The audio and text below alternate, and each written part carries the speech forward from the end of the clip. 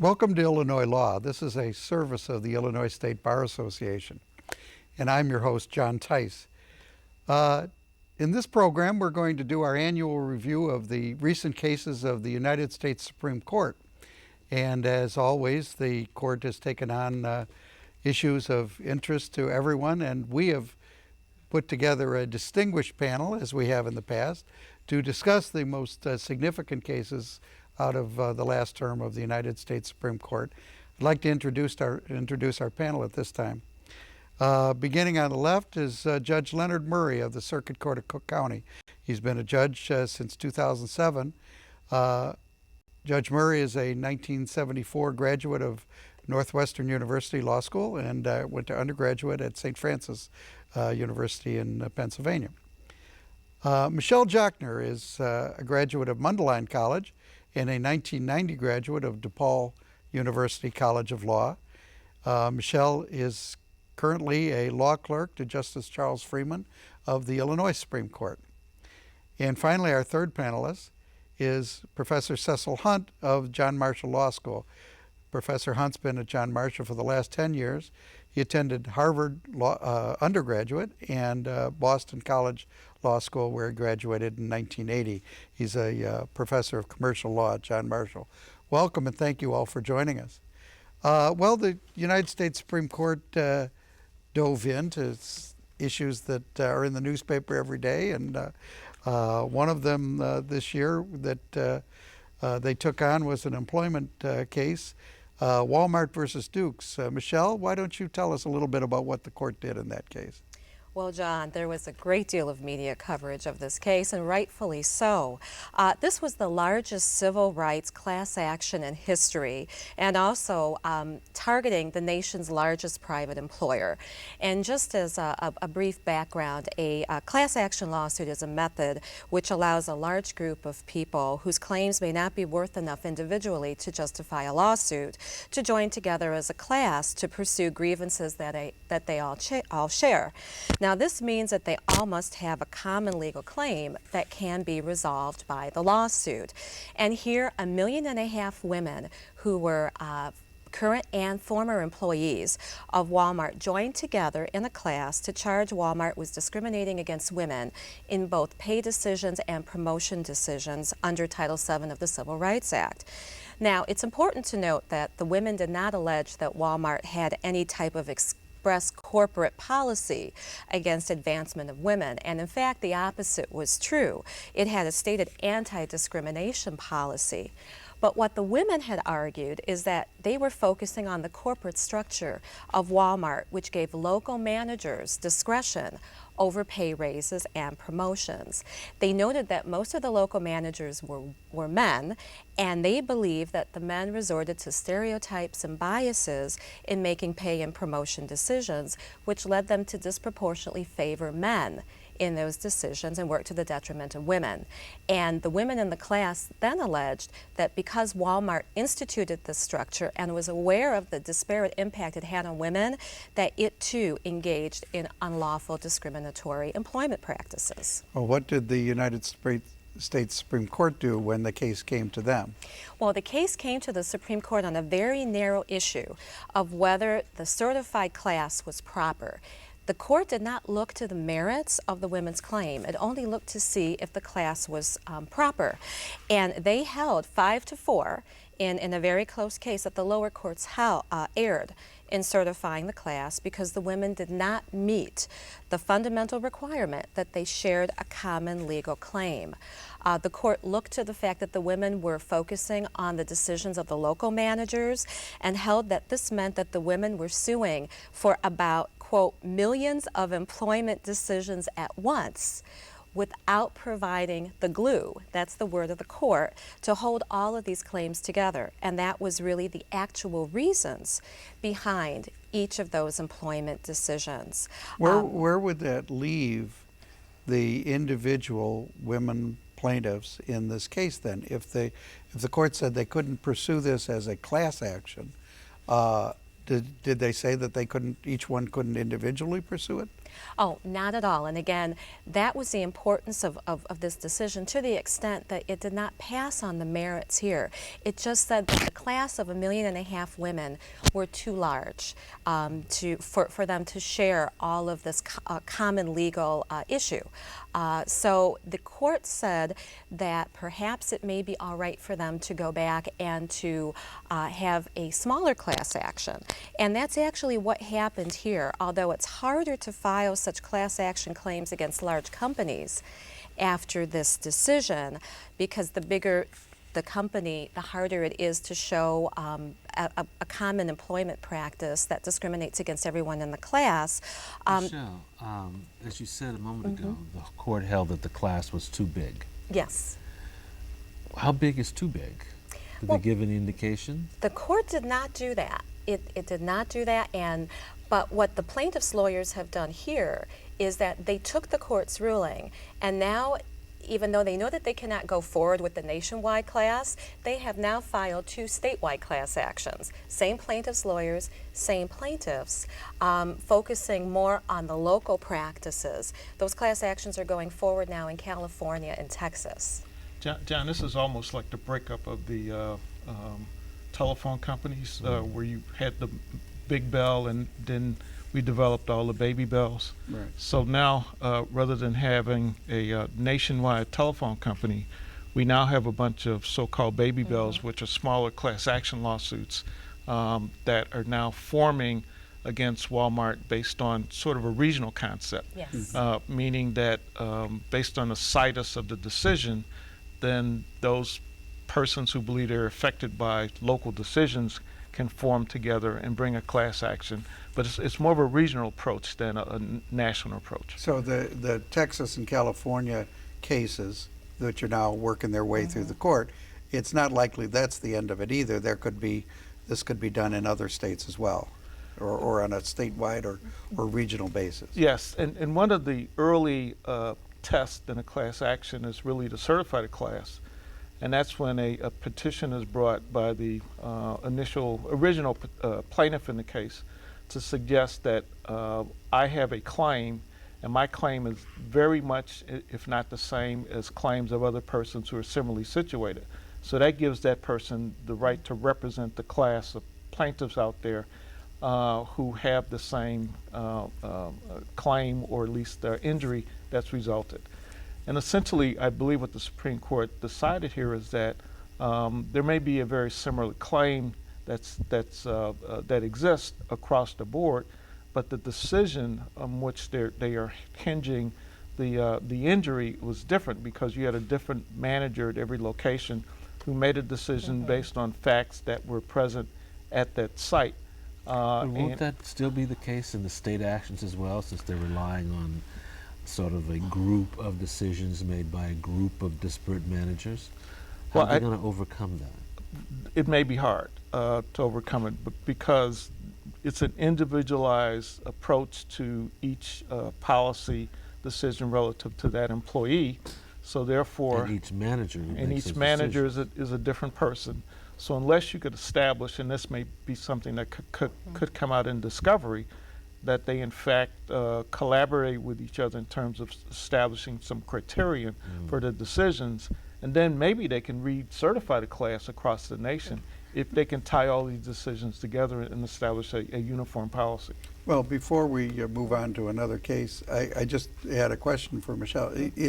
Where does this leave it? I mean, the whole idea behind class actions is if an individual, it's harder for an individual to bring an action.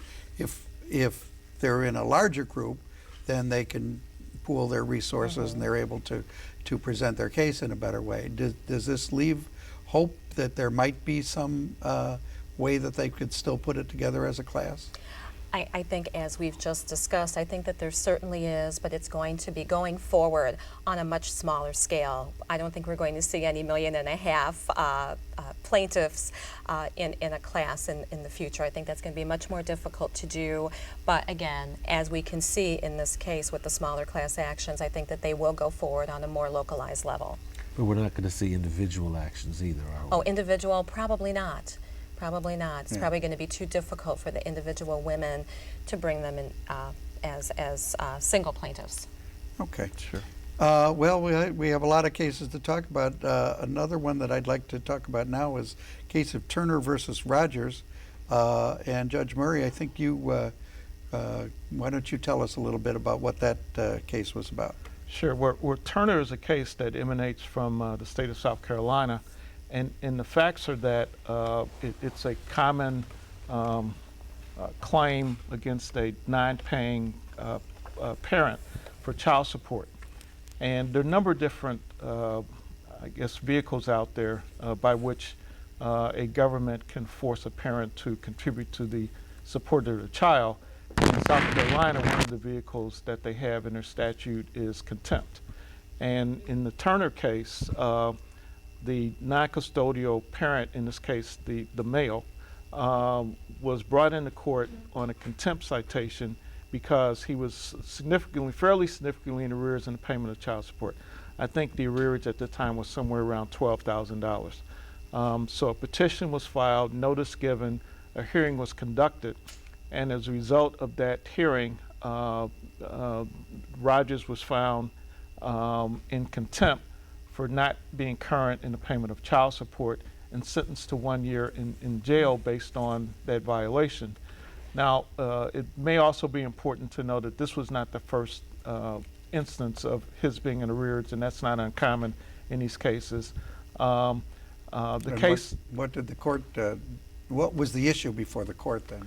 Well, the issue before the court was whether or not where a person who is faced with civil contempt versus criminal contempt has a right to counsel. And this was a civil contempt. And this was civil contempt.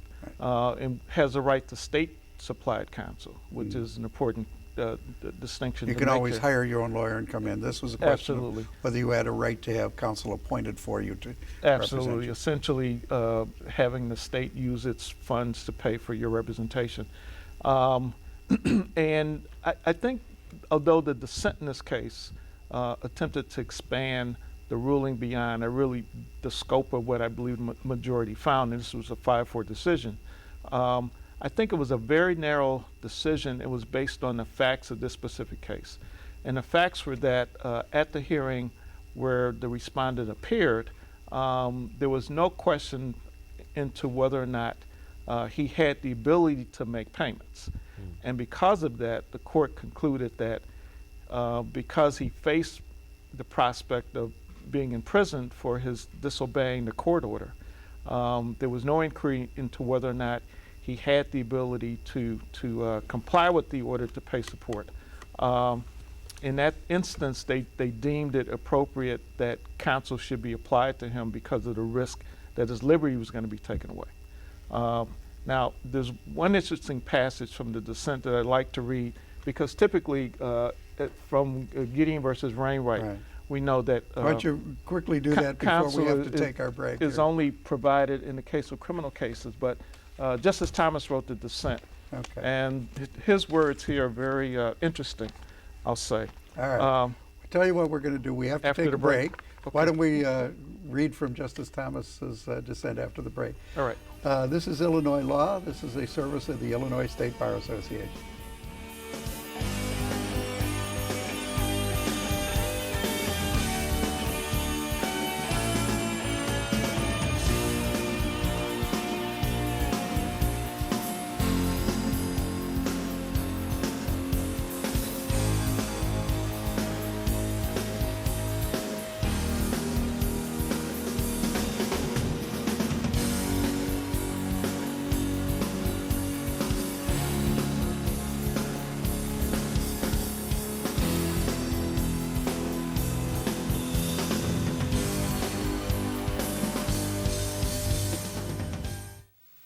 Bye, Tyler. Bye-bye, Tyler. Dear, it's time for serious talk Oh? about my daycare. When I started out, it was just to help the neighbors.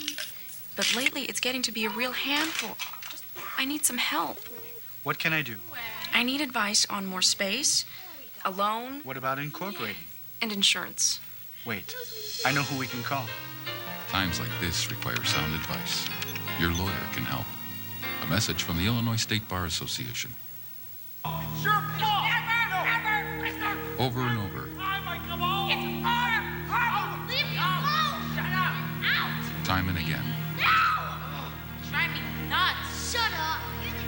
generation after generation. I hate you too. Isn't it time we stop the cycle? Now. Stop adult violence. Teach kids peace. A message from the Illinois State Bar Association.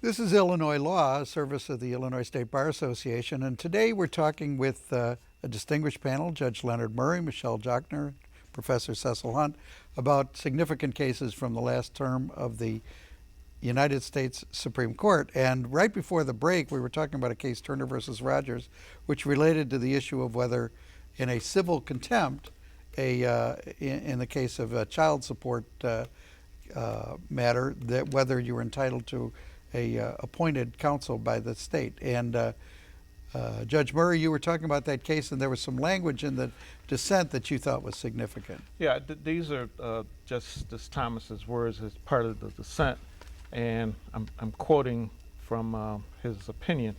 Moreover, as originally understood, the Sixth Amendment guaranteed only the right to employ counsel or to use volunteer services of counsel. It did not require the court to appoint counsel in any circumstance.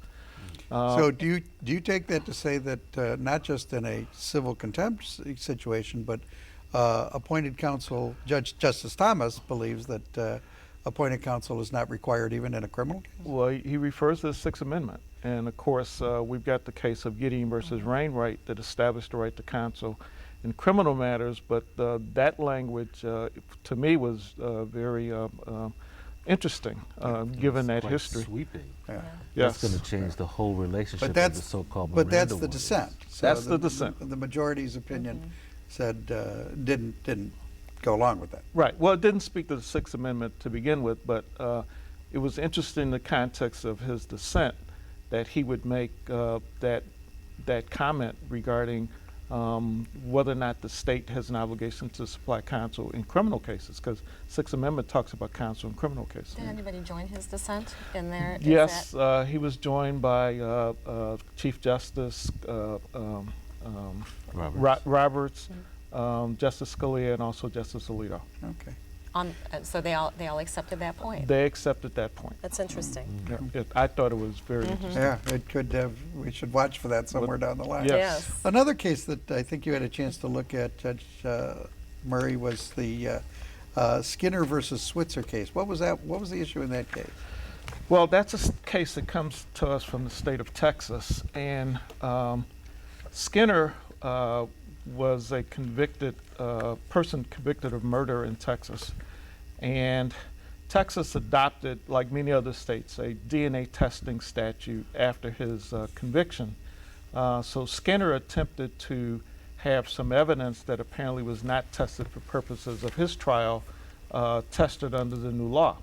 And both of his attempts by filing petitions before the state court were rejected.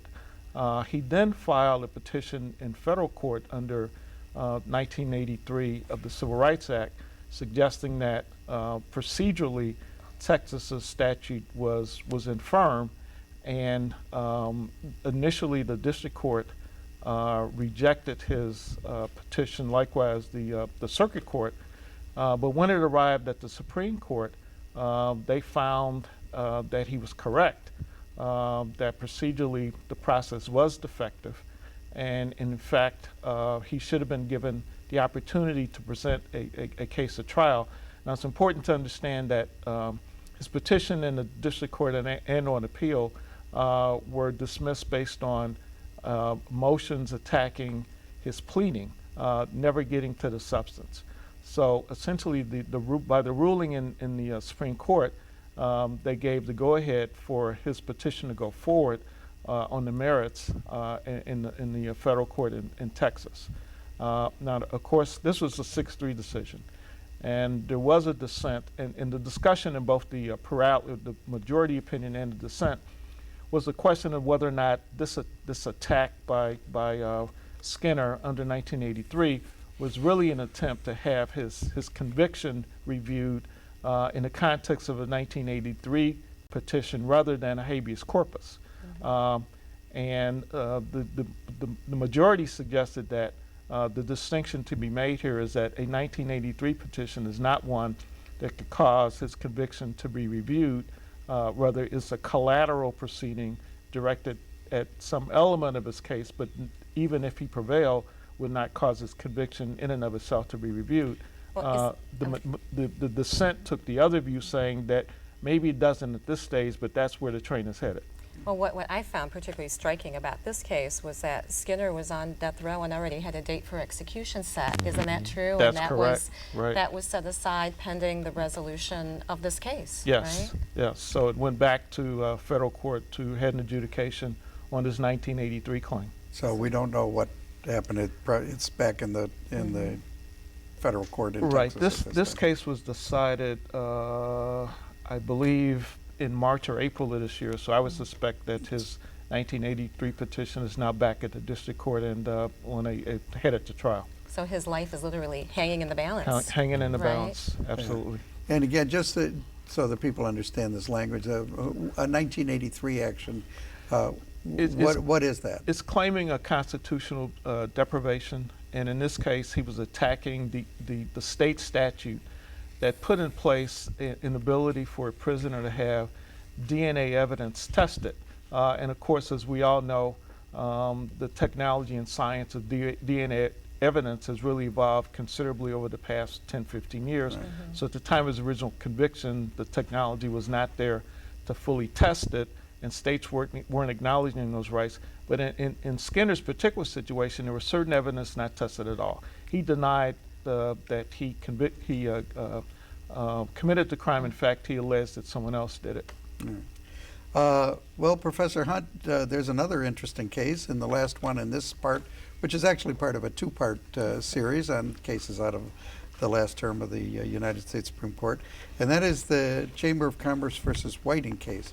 What was the issue in that case? And that sounds like a case that is right in the headlines as well. Oh yes, this was an immigration law case out of Arizona. It was a 5-3 decision, not 5-4 decision. Basically the liberal versus conservative wings. But Justice Kagan took no part in the decision because of her prior experiences as the Solicitor General of the United States. Roberts delivered the opinion of the court, which was joined by Kennedy. Now, Kennedy is the swing vote, as we'll see as we go along. Kennedy is the swing vote. He sometimes votes with the conservatives, and sometimes he votes with the liberals. So you've got a group of conservatives who consists of Scalia and Alito and Roberts, and then you've got a group of liberals who consist of Ginsburg and Breyer and Sotomayor and to some extent Kagan, but Kagan was not part of this decision. But the primary issue here was whether federal immigration law preempts the provisions of an Arizona state law called the Legal Arizona Workers Act. Now, Arizona tried to implement this law and said if you're involved in hiring illegal, unauthorized persons, interestingly, they used the term unauthorized persons in order to describe illegal aliens. So they used this term unauthorized aliens or unauthorized persons. And they said if you intentionally hire these people or knowingly hire these people, then subject to the licensing laws, your license to operate could be revoked, and up to the point of what they call the civil death penalty, and that is a rejection or revocation of your articles of incorporation so that you could never be a business again. And the real question was whether the federal law preempted this local law. And the federal law had what they call a savings clause in it. It was similar to the state law that you could not intentionally or knowingly hire illegal aliens. But it had a savings clause in it, which expressly said other than through licensing or similar laws. And they allowed for a system called E-Verify, which was a federal database system that employers could use to check to see whether or not employees could be hired. Now, the state of Arizona said, we're using these licensing laws. We're not deciding whether or not there can be civil or criminal penalties. We're using the licensing laws to decide whether or not these people have a problem. And the federal courts said, no, these licensing laws are not really licensing laws. They're an attempt on your part to get around the licensing laws. But through the federal system, there's also a thing called not only the E-Verify system, but the I-9 form. And the I-9 form basically says if you review certain documents from individuals like passports and you can assure yourself that these people are not illegal aliens. In fact, I recently had a situation in school where they emailed me and said, well, all we have is your license, we need you to bring down your passport. So rather than E-Verify, they presented all these different things. Well, and we only have a few seconds left here, but ultimately, is the court signaling that in immigration areas, their federal law is going to preempt or control over local laws like this? No, quite the contrary. They're signaling that federal laws will not preempt these local laws, and about 11 states have local laws like this. The dissent thought it was just too broad. Okay. But the majority says these are specifically carved out for the Savings Clause. They're licensing rules, not prohibiting rules, and that's okay. Well, Professor Hunt, Judge Leonard Murray, Michelle Jochner, thank you very much. This is one part of a two-part series on significant cases out of the United States Supreme Court. I'm John Tice, your moderator. This is a service of the Illinois State Bar Association. Thank you very much for joining us.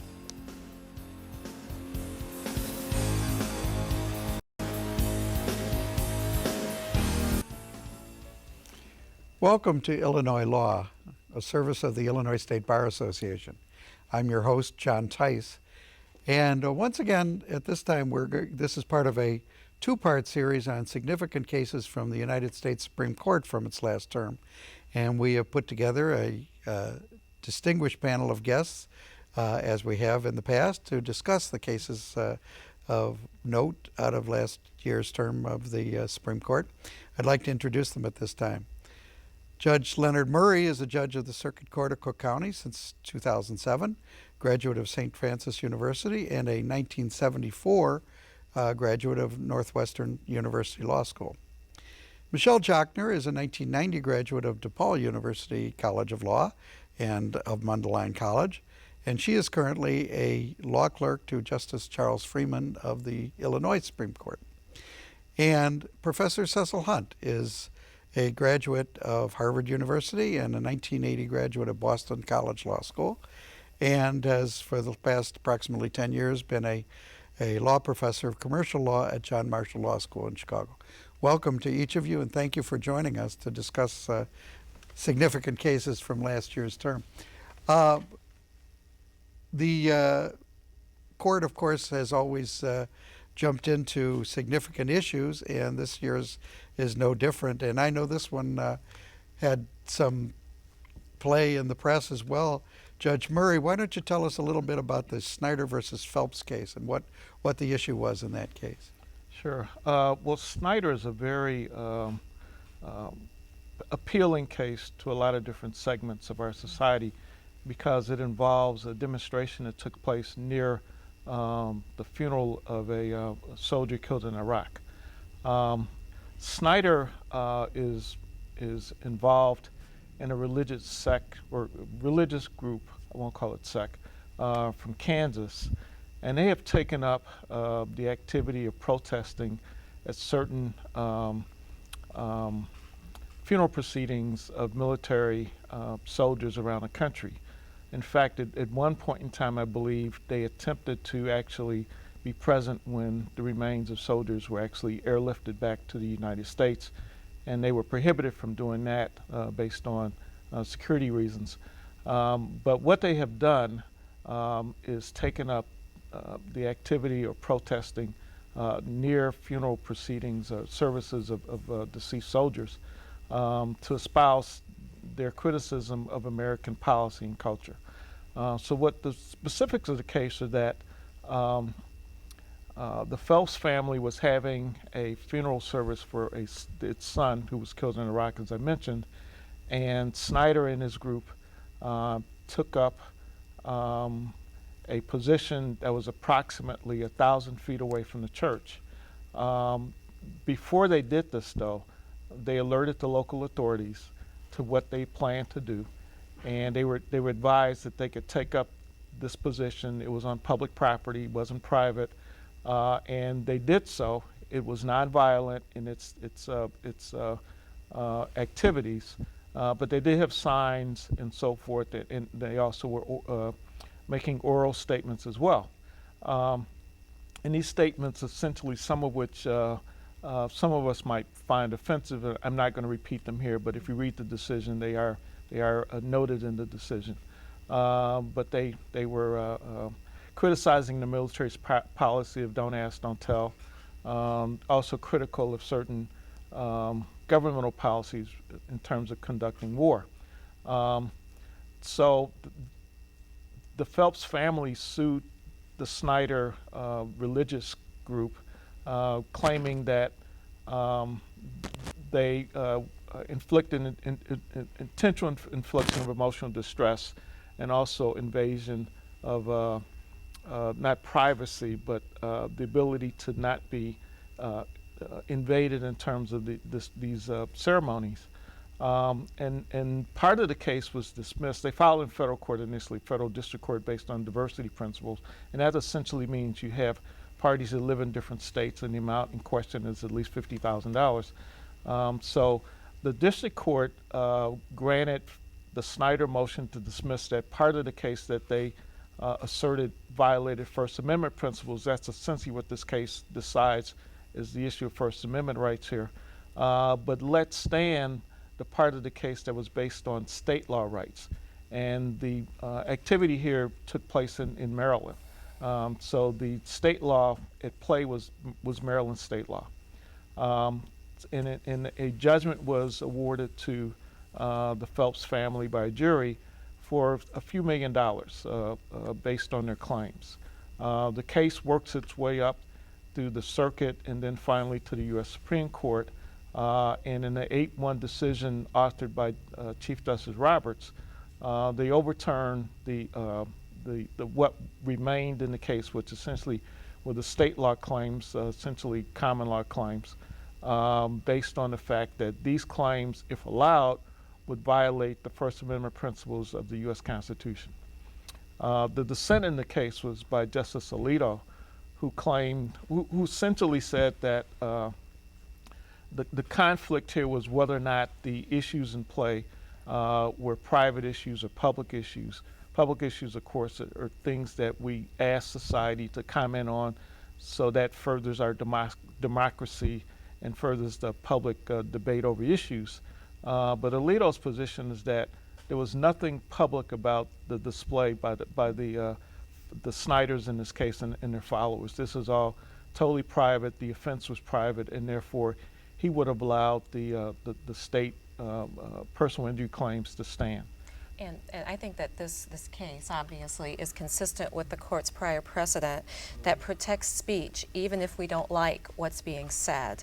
And I think that an outgrowth of that, though, too, is that once the court declares that a certain kind of speech is protected, such messages may multiply in the future. And I think, isn't it the case that the church here has said that now that they have that their speech is protected, that they will go to more funerals, and other groups have also said that they'll jump on that bandwagon and do that? Yes, and some people find it particularly offensive. I'm a veteran myself, that they would choose the funerals of our soldiers who fought in Iraq to have this public display, and that was one of Alito's comments, that there are any number of places they could go and voice these protests, but certainly they position themselves near this funeral ceremony or service because they realized they would get public reaction and response, and also That's coverage. why they chose to do Right, it.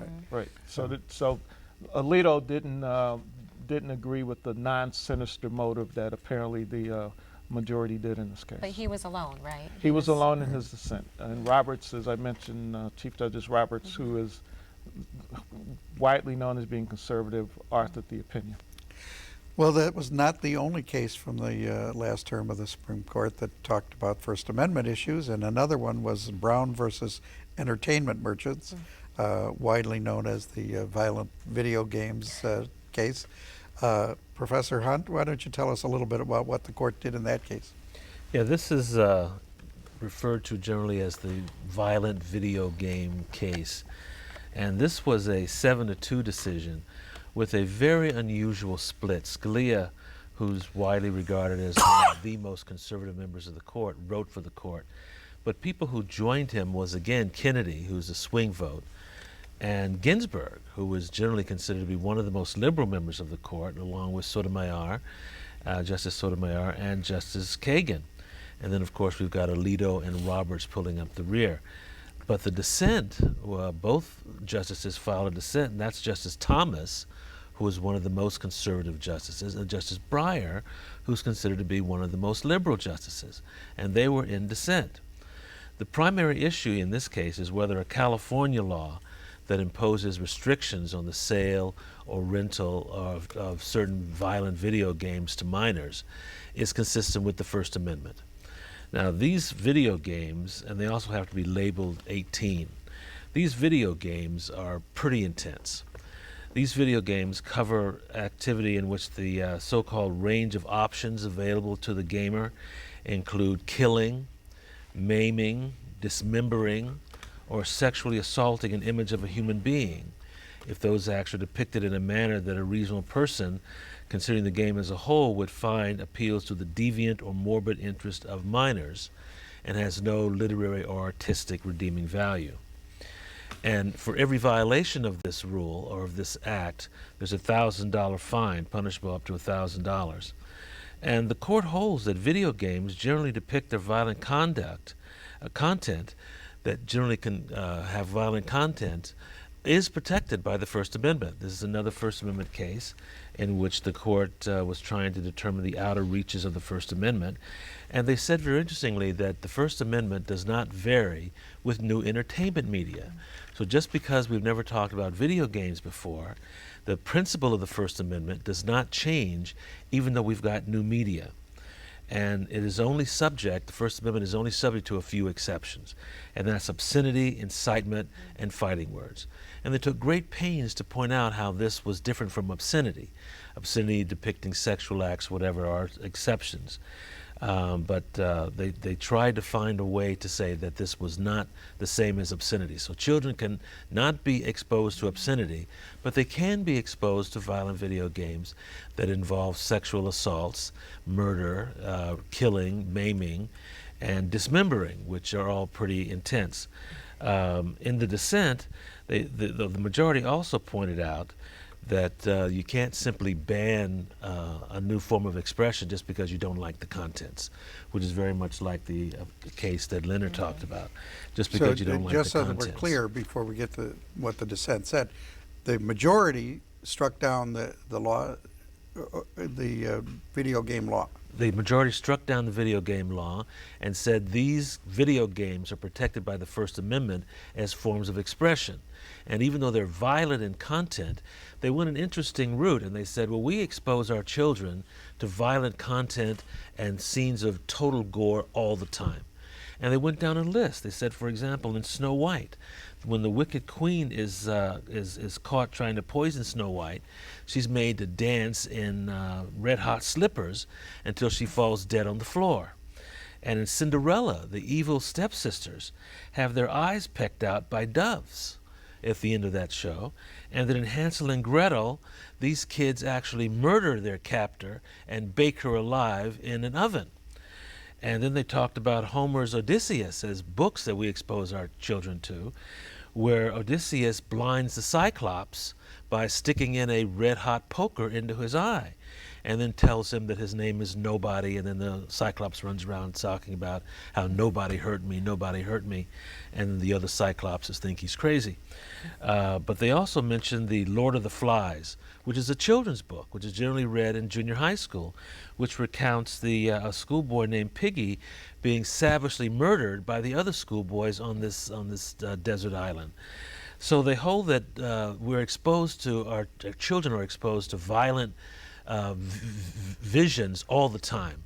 and that just because these video games contain violent content, just because we don't like the content because we feel it's offensive, is no reason under the First Amendment to ban it.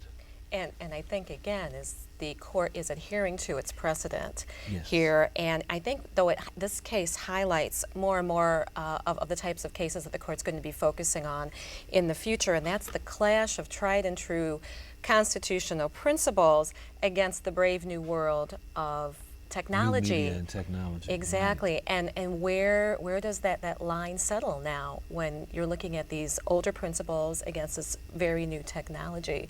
And I think it really underscores that the court and the legislatures are really struggling with what to do with this. And I think time will tell as we go along and we get more cases where that line is going to be. Well, the court seems to have drawn the line at this point that new media, internet, video games, are still covered by the First Amendment protection. And we just have a moment left before we take a break here, but the dissent thought that the law could be upheld. They thought the law could be upheld because there's lots of evidence, and experts testified that exposure to violent video games leads to aggressive behavior in children. Majority just rejected that out of hand. Well, thank you. Those are interesting cases. We have a couple more to talk about. We're going to have to take a break here, and then we'll get back to this segment of Illinois Law, the service of the Illinois State Bar Association.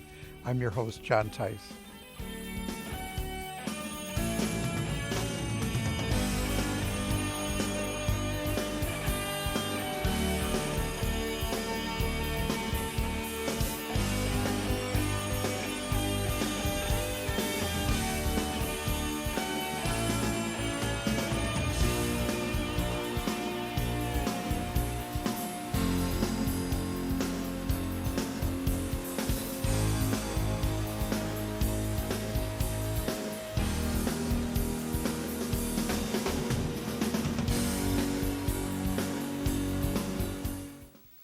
Bye-bye, Tyler. Bye-bye, Tyler. Dear, it's time for serious talk. Oh? About my daycare. When I started out, it was just to help the neighbors. But lately, it's getting to be a real handful. I need some help. What can I do? I need advice on more space, a loan, What about incorporating? and insurance. Wait, I know who we can call. Times like this require sound advice. Your lawyer can help. A message from the Illinois State Bar Association. It's your fault! Never! Mister! Over and over, Come on! It's our Leave me alone! Shut up! Out! time and again, No! Drive me nuts! Shut up! You're the dumbest... generation after generation. I hate you. I hate you too. Isn't it time we stop the cycle? Now. I hate you. I hate you. Stop adult violence. Teach kids peace. A message from the Illinois State Bar Association.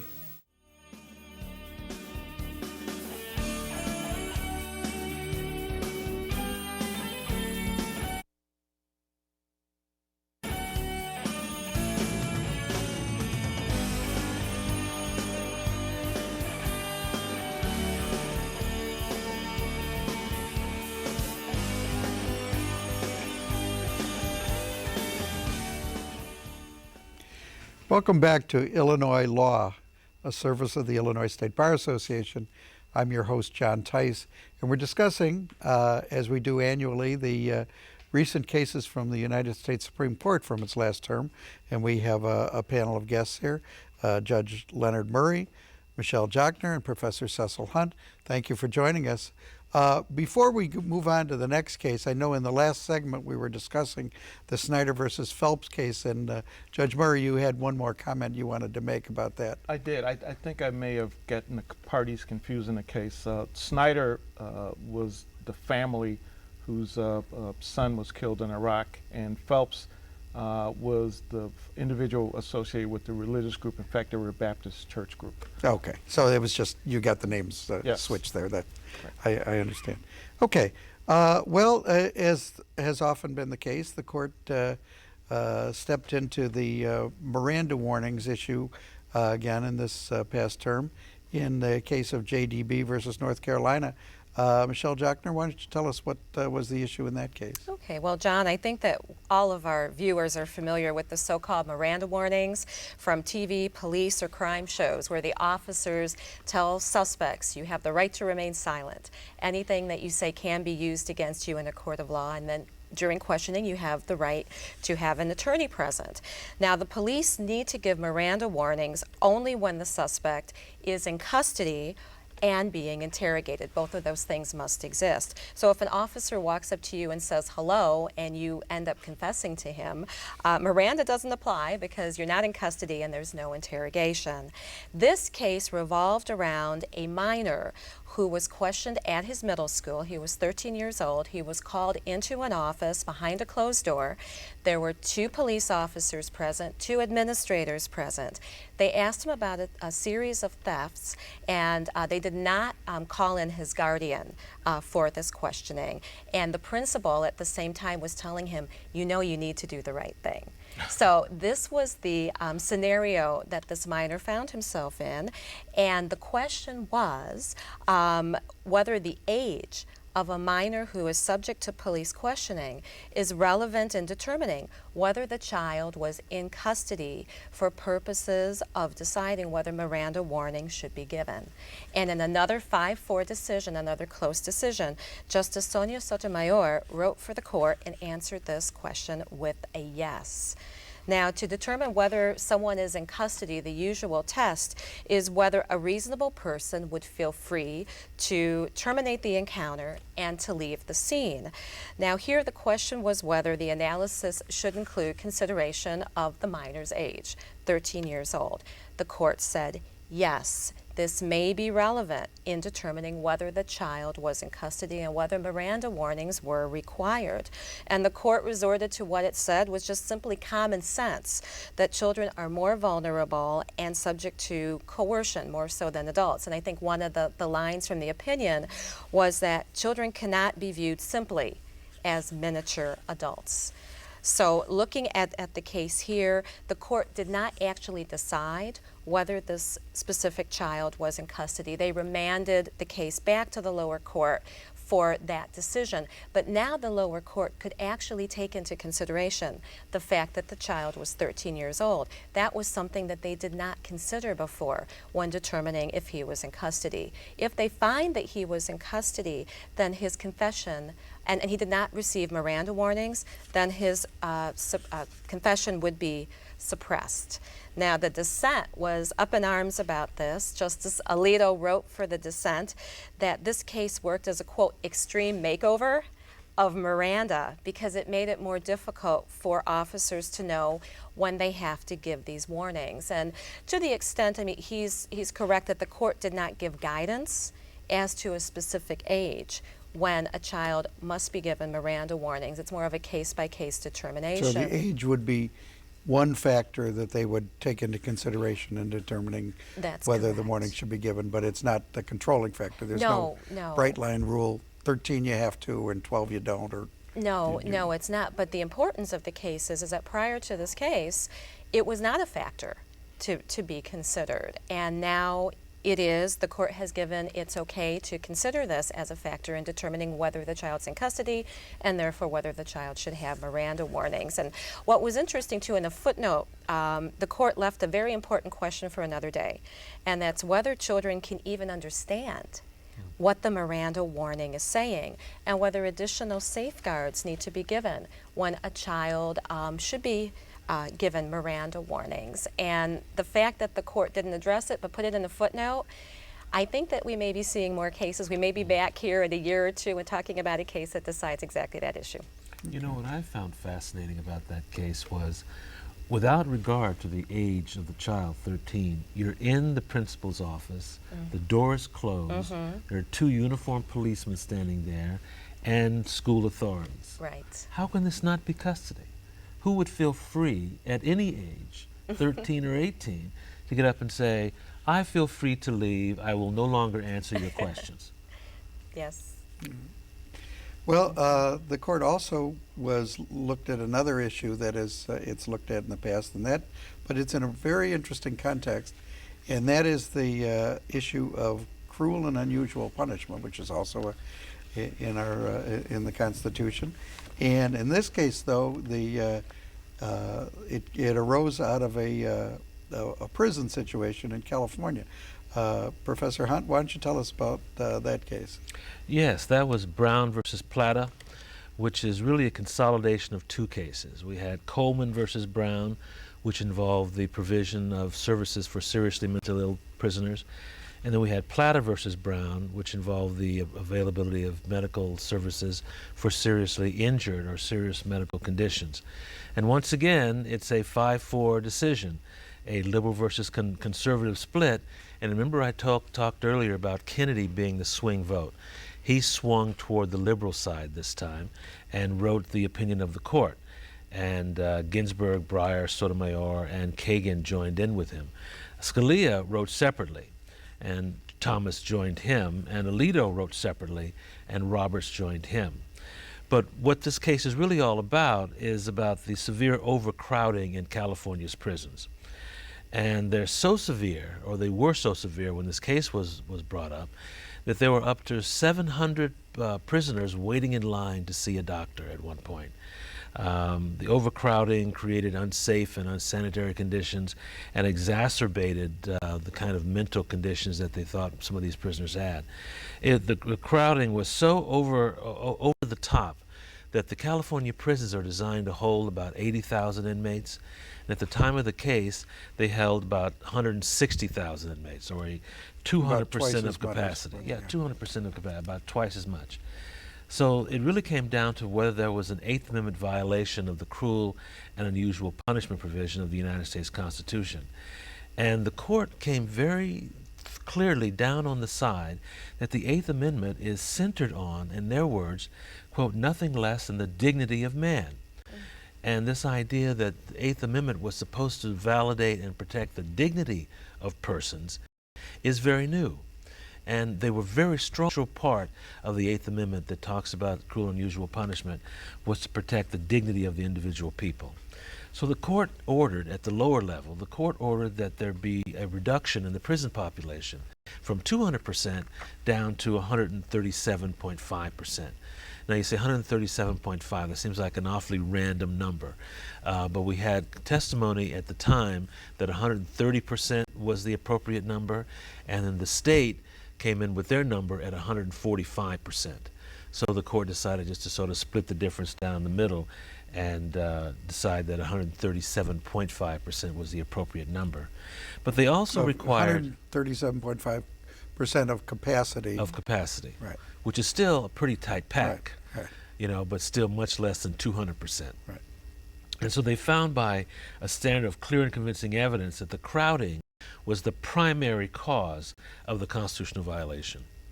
Now, they didn't say that it had to be the only cause, but just the primary cause, and that as a result, there was no other relief that would remedy the situation, and that they must give substantial impact, or substantial weight to the impact of reducing the prison population on public safety. And they said that they did.